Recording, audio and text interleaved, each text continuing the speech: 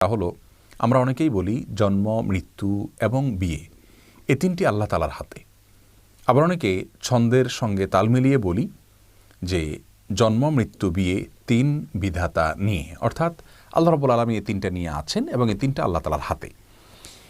আপাত দৃষ্টিতে মনে হচ্ছে যে এটি তাকদীরের প্রতি বিশ্বাস এর কথা প্রকাশ করা ভালো কথা, কিন্তু মূলত এটি আল্লাহ রাব্বুল আলামিনের যে তাকদীর রয়েছে সেটাকে সীমাবদ্ধ করার শামিল।